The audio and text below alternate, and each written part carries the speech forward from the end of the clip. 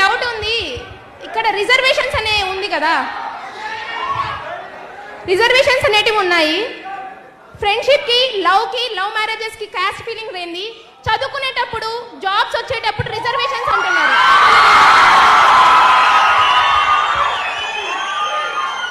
ఈ క్వశ్చన్ నేను ఒక్కటి క్వశ్చన్ చేస్తుంది, ఒకరిని మాత్రమే కాదు, ఇక్కడ ఉన్న ప్రతి స్టూడెంట్ని నేను క్వశ్చన్ చేస్తున్నాను.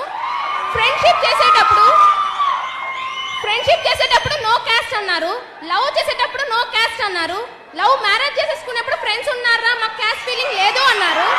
అదే ఒక ఓసీ స్టూడెంట్ ఎగ్జామ్ ఫీజు కట్టలేక, జాబ్ల కాడ అప్లికేషన్ ఫీజులు లేక బయట నిలబడిన రోజులు చాలా ఉన్నాయి సార్.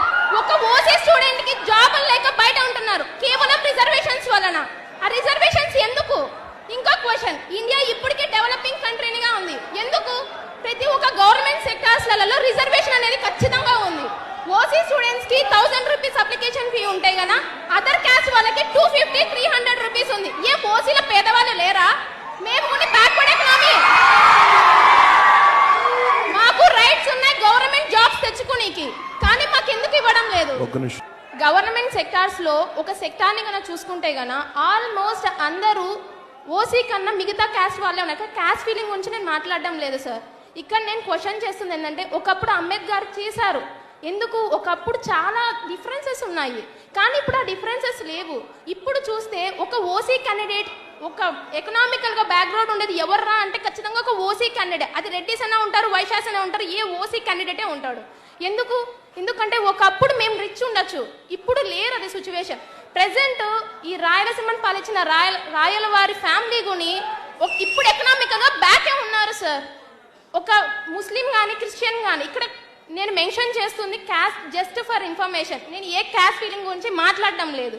కానీ ఇప్పుడు ప్రతి ఒక్క స్కూల్స్లో కానీ బుక్స్ అనేది ప్రొవైడ్ చేస్తున్నారు. అట్లీస్ట్ బుక్కులు కడగని రిజర్వేషన్ ఏంటి సార్? చదువు అనేది ప్రతి ఒక్కరికి ఈక్వలే కదా. అట్లాంటప్పుడు ఇక్కడ ఎందుకు రిజర్వేషన్స్ నాకు అర్థం కావట్లేదు.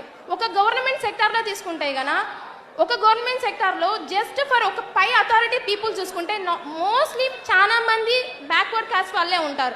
ఎందుకు మీకే వస్తున్నాయి జాబ్స్ అంటే వీఆర్ ఫ్రమ్ రిజర్వేషన్. అది రిజర్వేషన్ అనేది గర్వంగా చెప్పుకుంటున్నారు, మాకెందుకు రిజర్వేషన్స్ లేవు సార్? నిజంగా చెప్పాలంటే నేను ఒక BTech final year student sir, Srinivasa institution నుంచి వచ్చాము.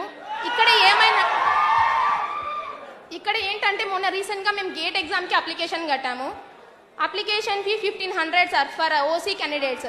ఫర్ గర్ల్స్ రిజర్వేషన్కి 750 రూపీస్ సార్. నెక్స్ట్ కేటగిరీ వాళ్ళకి 500 రూపీస్ సార్. అప్లికేషన్ ఫీ మాత్రమే. ఏం సార్ మా ఓసీలలో పేదవాళ్ళు లేరా? మేమంత స్తోమత కట్టుకోలేం సార్. At least girls OC